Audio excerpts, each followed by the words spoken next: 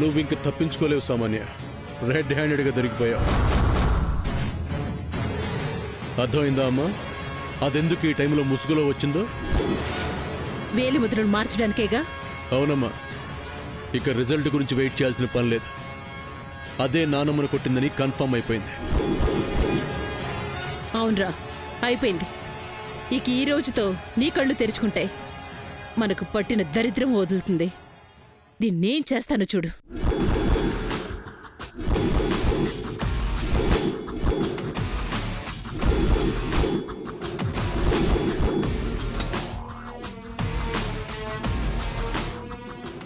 నీ రంగు బయట పడిపోయిన తర్వాత కూడా ఇంకా ఎందుకే ముసుగులు దాక్కుంటావు? తీయవే.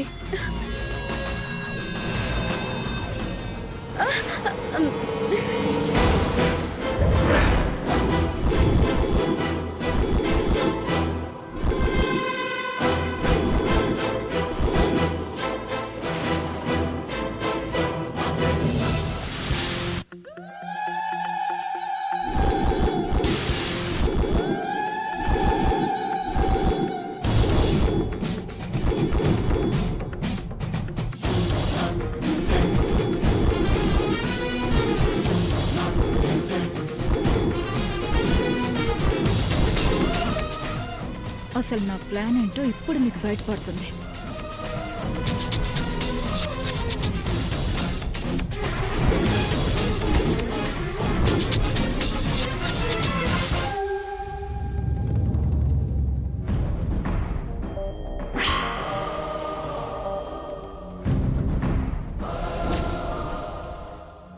రాజు ఆంటీ, ఏంటి సామాన్య? ఏంటమ్మా? గ్రాండ్మాని మీరు నేను కొట్టకపోయినా ఒకవేళ చంద్ర కొట్టుంటే? చంద్ర ఎందుకు కొడతాడమ్మా? మీరే చంద్ర ఎవరినో గాఢంగా ప్రేమిస్తున్నాడని చెప్పారు కదా. ఆ అమ్మాయిని చంద్ర పెళ్లి చేసుకోవడాన్ని గ్రాండ్మా ఒప్పుకోదని కొట్టాడేమో. అదే అయ్యుంటుందా? వాడు సామాన్య పైన ఇష్టాన్ని పైకి చెప్పకుండా లోపలే పెంచేసుకుంటున్నాడా? అత్త సామాన్యం సూర్యకిచ్చి చేస్తానని చెప్పింది కాబట్టి ఆవిడ్ని తప్పించేసి సామాన్యం చేసుకోవాలనుకుంటున్నాడా? ఏంటి రాజు అంటే ఆలోచిస్తున్నారు? చచా, చంద్ర అలాంటి పనులు చేయడమ్మా. పోనీ పద్మ చేసిందేమో. నా కూతురు ఎందుకు చేస్తుంది? దానికి వాళ్ళ నానమ్మంటే ప్రాణం. తమ్ముడు కన్నా కాదుగా రాజీ ఆంటీ. చంద్ర ప్రేమ కోసం పద్మ ఫ్లవర్ వాస్ పట్టుకుందేమో. అమ్మో, సామాన్య చెప్పింది నిజమే అయి ఉంటుందా? నేనొకదాన్ని ఉన్నాను కదా, ఏదొకటి చేస్తానుగా. ఎందుకు వాళ్ళు తొందరపడ్డం? రాజీ ఆంటీ, మళ్ళీ ఆలోచనలోకి వెళ్లారా? మీరింతగా కంగారు పడుతున్నారంటే నేను చెప్పిందే. ఆహా, అదేం కాదు సామాన్య. పద్మెప్పుడు అలాంటి పనులు చేయదు. మరింకెవరు అలాంటి పనులు చేస్తారు? జయంతి ఆంటీ. చెల్లెందుకు చేస్తుంది? సమంత చేసుండొచ్చ పోని. శ్యామా? తనకే గ్రాండ్ మా అడ్డుగా ఉంది కదా. ఏమోనమ్మా, నాకేం తెలీదు. తెలియడం లేదని అలాగే వదిలేస్తారా? ఎలా వదులుతాను? నా కొడుకో కూతురో కొట్టారని తెలిస్తే ఇంకేమన్నా ఉందా? రాజీ ఆంటీ మళ్ళీ ఆలోచనలోకి వెళ్లారు. నువ్విప్పుడు చెప్పిన దాని గురించి కాదు, ఇందాక చెప్పిన దాని గురించి ఆలోచిస్తున్నాను. ఇంట్లో ఉన్న వాళ్ళు ఎవరో అత్తను కొట్టారని తెలిసినా మనింటి పరువే పోతుందని చెప్పావు కదా, దాని గురించి ఆలోచిస్తున్నాను. దాని గురించి అయితే ఎక్కువగా ఆలోచించాల్సిన అవసరం లేదు రాజీ ఆంటీ. ఆ ఫ్రిడ్జ్ లో ఉన్న బాక్స్ ని నా దగ్గర తీసుకురండి చాలు. మన ఇంట్లో వాళ్ళకి ఏమీ కాకుండా ఆ వేలి ముద్రలన్నింటినీ తారుమారు చేసేస్తాను. చేస్తావమ్మా? మన పరువు కోసం రాజీ ఆంటీ. తెస్తానమ్మా, మన పరువు కోసం తెస్తాను. ఇప్పుడే తెస్తాను. అమ్మయ్యా.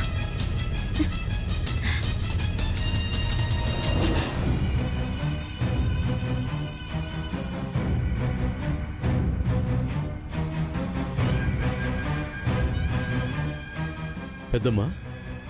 అక్క, నువ్వా? చిచి, నేనిప్పటికీ నమ్మలేకపోతున్నానక్క. నువ్వు అత్తయ్య గారిని. అయ్యో, నేను కొట్టలే చెల్లి. మరెందుకు బాక్స్ తీయాలనుకున్నా? ఎందుకు ముసుగేసుకొని ఇక్కడికి వచ్చావు? అయ్యో, అది నేనే పంపించాను జయంతి అంటే.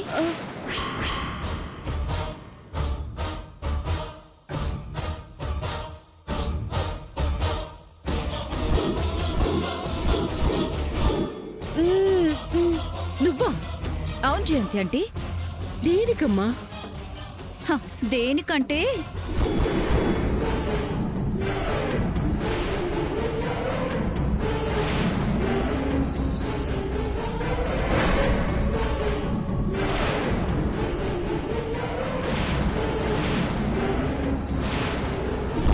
ఆ, దేనికంటే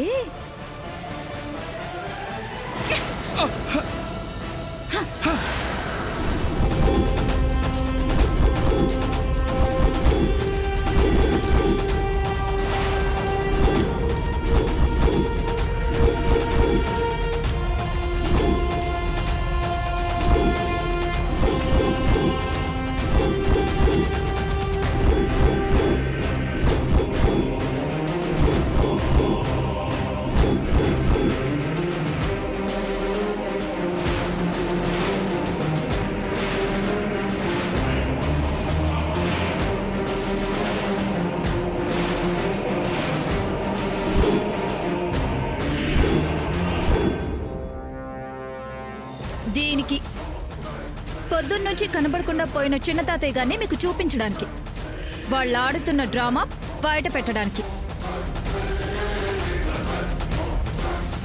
ఏంట్రా ఇదంతా? ఏం చేయడానికి అయితే ఈ వేషం వేయించావు?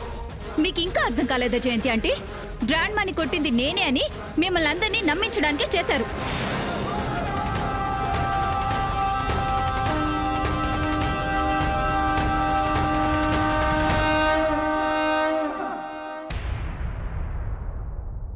తప్పు చేస్తున్నావు సూర్య. ఒక అమ్మాయికురాల్ని దోషిని చేయాలని చూడ్డం తప్పు. బావ తప్పేం లేదు చిన్నత్త. తనకి దీనికి ఏ సంబంధము లేదు. ఇదంతా చేయించింది నేను. అనుకున్నాను ఇలాంటి పనులన్నీ నువ్వే చేస్తావు. నా బిడ్డ చేడు. లేదమ్మా, శ్యామ్కేం తెలీదు. నువ్వు మాట్లాడుకురా. నువ్వు దాన్ని వెనకేసుకుని రాబట్టే, అది చెప్పిందల్లా నువ్వు చేస్తున్నావు కాబట్టే దాని ఇష్టానికి చేస్తుంది. నిన్ను కీలుబొమ్మ చేసి ఆడిస్తుంది. ఆఖరికి ఇంత వయసు వచ్చిన ఈయన కూడా వేషాలు వేసి ఇంకా మమ్మల్ని మోసం చేయాలని చూస్తున్నారు. కాదు, ఇది అలా చేయిస్తుంది. ఛీ! ఎందుకే ఇన్ని తిట్టినా నీకు బుద్ధి రావడం లేదు? నువ్వు ఎత్తింది అసలు మనిషి జన్మేనా? నీకు చెడు చేయాలన్న తలంపే గాని మంచి చేయాలన్న ఉద్దేశమే ఉండదా?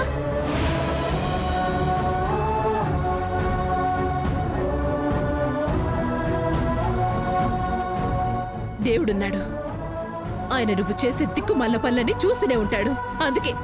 అందుకే నువ్వు అనుకున్నవి సాగడం లేదు. అరే, మంచిదైన సామాన్యకు చెడు చేయాలని చూస్తే నువ్వు చెడైపోతావే. ఇక నిన్ను ఏం చెయ్యాలి? ఇంట్లో గంటేద్దామన్నా కుదరడం లేదు. ఇంట్లో పెట్టుకోవడానికి భయం వేస్తుంది. మమ్మల్ని బతికుండగాని చంపుతున్నావు కదే.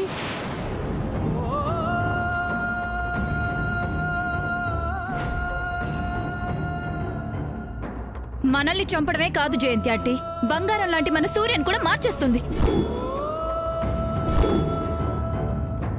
ఆ విషయం వీడికి చెప్తున్న అర్థం కావడం లేదు కదమ్మా.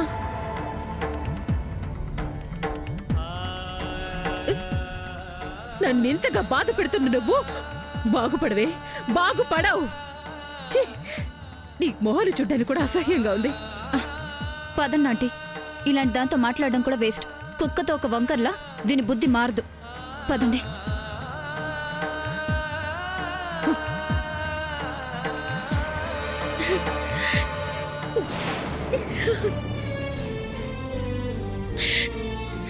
ఏంటి శాము, చిన్నమావయ్య గారు మీరు కూడానా? తక్కువ నోములను వచ్చి ఎక్కువ బలం రమ్మంటే వస్తుందా అన్నట్టు ఇలాంటి పనులు చేస్తే మంచి పేరు వస్తుందా ఏంటో?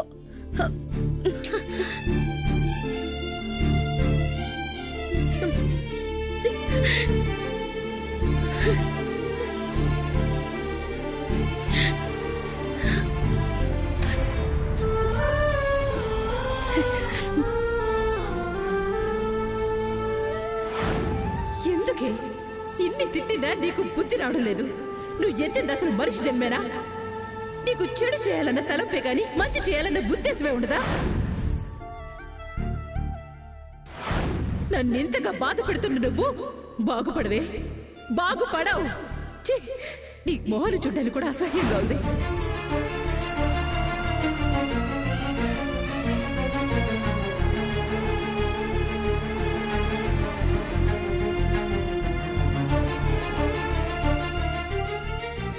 ఎందుకు శామ్ ఇలా చేశావు? ఎందుకు నువ్వు అందరి చేత మాటలు పడ్డావు? ఎందుకు నువ్వే అంతా చేసినట్టు తప్పంతా నీ మీద వేసుకున్నావు? నాకు అందులో భాగం ఉంది కదా, నా పేరు చెప్పొచ్చు కదా. నాకు చాలా బాధగా ఉంది శామ్. నేనేమీ బాధపడ్డం లేదు బావా. మాటలు పడ్డం నాకేమీ కొత్త కాదు కదా. అలవాటు పడిన విషయమే కదా. లేదు శామ్, నువ్వు చేసింది నాకు నచ్చలేదు. అలవాటు పడిన విషయమే కదా అని ప్రతిదానికి తల ఉంచుతావా? నీకండగా నేనున్నాను కదా, నేను చేశానని చెప్పుండాల్సింది. నేను ఆ మాట చెప్తే ఈ విషయం అమ్మమ్మ దాకా వెళ్ళుండేది బావా. సామాన్యం చేసుకోవడం ఇష్టం లేకే నువ్విదంతా కావాలనే చేస్తున్నావని అమ్మమ్మ అనుకునేది, బాధపడేది. ఇప్పుడు ఆవిడున్న ఈ పరిస్థితుల్లో తన మనసు బాధపెట్టడం అవసరమా అది చెప్పు? కాదు శామ్. బావా, సామాన్య గురించి నిజాలు తెలిసే వరకు అమ్మమ్మ మనసులో సామాన్యాన్ని మంచిదానిలాగానే ఉండనివ్వు.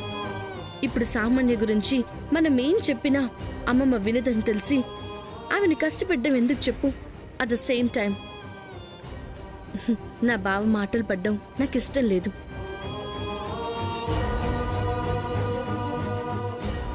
నా ముందు నిన్ను తిడితే నేను తట్టుకోలేను బావా. నేను మాత్రం ఎలా తట్టుకోగలను శామ్? తప్పులు చేసేది సామాన్య అయితే శిక్ష అనుభవించేది నువ్వా? అసలు చింతాతయ్య ఫోరెన్సిక్ కథంలా వచ్చాడని అది ఎలా కనిపెట్టింది? తన లైఫ్ కి థ్రెట్ ఉందని తెలిసి అన్ని కోణాల్లో ఆలోచించకుండా ఎలా ఉంటుంది? కాకపోతే ముందే మనం ఎక్స్పెక్ట్ చేయలేదు. ఇంకా అయిపోయిన దాని గురించి ఎందుకు ఆలోచించడం? వదిలే. వదలను శామ్. అది చేసిన దానికి ఇంతకింత అనుభవించేలా చేస్తాను. దాని జుట్టింకా మన చేతుల్లో ఉందని సామాన్యకు తెలియదు కదా. రేపు తెలుస్తుంది. రేపు ఈ పాటికి అది మన ఇంట్లోనే ఉండదు. దాని నెత్తి మీద పెట్టుకున్న వాళ్లే దాన్ని కాలు కిందేసి నలిపేస్తారు, బయటికి గెంటేస్తారు. బావా, అవును శామ్, మనకున్న ఆయుధం గాయత్రి. రేపు దీపు వస్తుంది. గాయత్రి చెప్పేది వింటుంది. తండ్రి కూతుళ్ళిద్దరినీ లోపల వేస్తుంది. రేపటితో నిజాలన్నీ తెలిసిపోతాయి. ఆ తండ్రి కూతుళ్ళ నీచపు బతుకులు వెలుగులోకి వస్తాయి. మన ఇంట్లో వాళ్ళ కళ్ళు తెరుచుకుంటాయి. మనకు పట్టిన దరిద్రం వదిలిపోతుంది. అవును బావా, రేపటితో మన బాధలు పోతాయి. రేపు మార్నింగ్ మనం పోలీస్ స్టేషన్కి వెళ్దాం. ఆ చక్రధర్ సెల్లో ఖైదీగా ఉండడం నేను చూడాలి. చూస్తావు శామ్. దీపుకు ఫోన్ చేసి రేపు ఏ టైంకి వస్తుందో కనుక్కుంటాను.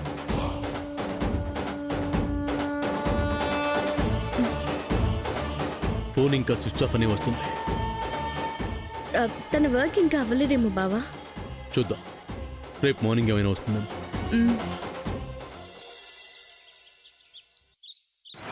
సార్, చెప్పండి. మీరు గుడ్ న్యూస్ చెప్తారనే వచ్చాం సార్. చక్రధర్ని అరెస్ట్ చేశారా? చక్రధర? అతనెవరు? ఏం చేశాడు?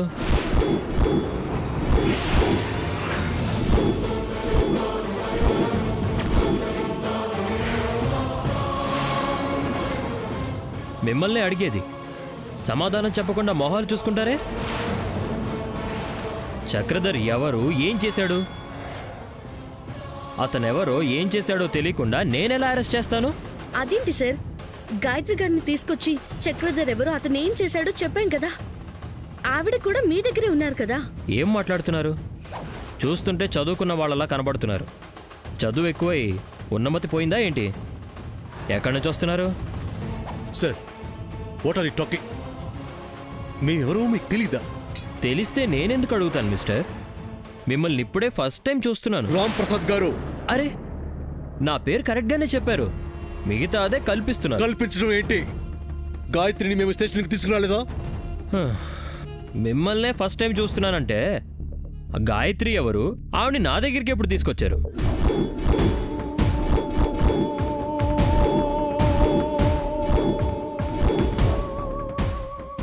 న్యాయాన్ని న్యాయంగా కాపాడాల్సిన వారు మీరు ఇలా అన్యాయంగా మాట్లాడడం కరెక్ట్ కాదు సార్.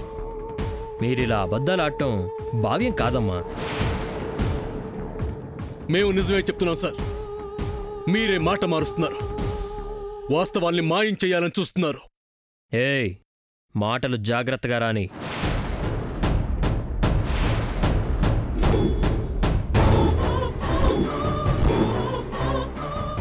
నీ ఇష్టానికి మాట్లాడడానికి ఇది మీ ఇల్లు కాదు, పోలీస్ స్టేషన్. పోలీస్ స్టేషన్ కనుకునే మిమ్మల్ని నమ్మి వచ్చాం, ఎవిడెన్స్ మీకు అప్పగించాం.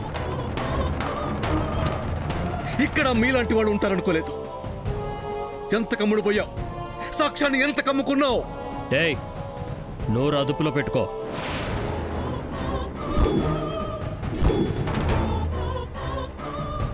నువ్వు సిన్సియర్ ఆఫీసర్తో మాట్లాడుతున్నావన్న సంగతి మర్చిపోకు. సిన్సియరా? నువ్వు సిన్సియర్వా? నీలాంటి వాళ్ళ వల్లే డిపార్ట్మెంట్ పేరు మొత్తం చెడిపోతుంది.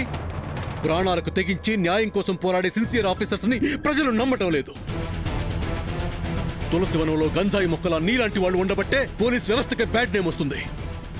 నీలాంటి వాళ్ళని తిట్టాల్సిన వాళ్ళు మొత్తం డిపార్ట్మెంటే తిడుతున్నారు.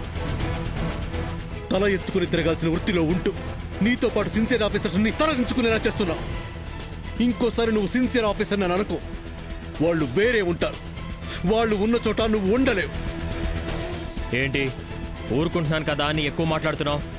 ఓవర్ యాక్షన్ చేశావంటే సెల్లో పడేస్తాను. నువ్వు అదొకటే చేయగలవు. నోరు తెరిచిన వాళ్ళని నోరు మూయించడమే నీకు తెలుసు. నీకున్న పవర్ని నువ్వు రాంగ్ వేలో వాడుకుంటున్నావన్న సంగతి నాకు తెలుస్తుంది. ఇంకా నీతో మాట్లాడే ప్రయోజనం లేదు. కానిస్టేబుల్, వీడిని తీసుకెళ్ళి లోపలే. వీడిని కాపాడడానికి ఎవరొస్తారో చూస్తా. సార్, మీరు చేస్తుంది తప్పు. మీరు నా స్టేషన్కి వచ్చి మాట్లాడుతుంది మాత్రం కరెక్టా? మేమున్నదే మాట్లాడుతున్నాం, మీరే లేనిది ఉన్నట్టుగా చూపిస్తున్నారు. లేంది ఉన్నట్టుగా ఏం చూపించాను? ఏం చూపించాను? మీరు ఎవరిని తీసుకురాకుండా తీసుకొచ్చానంటే నేనేం చేస్తాను? రాజా, వీళ్ళు ఇంతకు ముందు ఎప్పుడైనా మన స్టేషన్కి వచ్చారా? రాలేదు సార్. ఝాన్సీ, నువ్వు చెప్పు, వీళ్ళు ఎవరినైనా తీసుకొచ్చి మనకు అప్పగించారా? వీళ్ళు ఇంతకు ముందు ఎప్పుడైనా వచ్చారా? ఎవరిని అప్పగించలేదు సార్. అంతకుముందు ఎప్పుడూ రాలేదు సార్. విన్నారుగా, ఇదే నిజం. నేను అబద్ధం చెప్పడం లేదు. మీరు భ్రమపడి మాట్లాడుతున్నారు, అబద్ధాలు చెప్తున్నారు. దీపిక మేడం ఊళ్ళో లేరు. మేడం వచ్చాక ఏం మాట్లాడాలో అప్పుడు మాట్లాడండి. దీపిక గారు ఊర్లో లేరన్న విషయం మేం లాస్ట్ టైం వచ్చినప్పుడే చెప్పారు సార్. నేను మీకు చెప్పింది ఇప్పుడే, మీరు వచ్చింది ఇప్పుడే. ఎక్స్ట్రాలు చేయకుండా ఇంక వెళ్ళండి. గాయత్రి ఎక్కడున్నారో చెప్పండి, అప్పుడు వెళ్తాం. ఆవిడ ఫోటో ఏమన్నా ఉంటే ఇవ్వండి. మిస్సింగ్ కేసు రాసుకొని వెతుకుతాం. కనబడ్డాక చెప్తాం, అప్పుడు రండి. మిస్టర్ రాంప్రసాద్, నీ ఇంటి ఆడపిల్లకే నీలా ఎవడన్నా చేస్తే నువ్వు కామన్ మ్యాన్ అయి ఉంటే ఈ ఆన్సర్ని నువ్వు ఒప్పుకుంటావా? కడుపు రగల్దా? ఈ మాట మాట్లాడిన వాడి పళ్ళు రాలగొట్టవా? ఇంకా లాభం లేదు. కానిస్టేబుల్, వీళ్ళు మాటలతో వినే రకం కాదు, లోపలేసే. నన్ను లోపలిస్తే కాసేపు ప్రశాంతంగా ఉండగలవేమో, ఆ తర్వాత జీవితాంతం నరకం అనుభవిస్తావు. నువ్వు చేసింది ఎంత తప్పో నీకు అర్థమవుతుంది. అర్థమయ్యేలా చేస్తాను. ఇంకా చూస్తున్నావేంటి? మీ సార్ చెప్పారుగా, నన్ను తీసుకెళ్లి సెల్లవే. ఆగాగాగాగు, ఏదో తెలియక చేసావని ఈ ఒక్కసారికి క్షమించేస్తున్నా. వెళ్ళిపో. నీ భయం నాకు అర్థమవుతుంది. నేను లోపలుంటే నువ్వు స్టేషన్లో ఉండలేవని నాకు తెలిసిపోయింది. సార్, పద.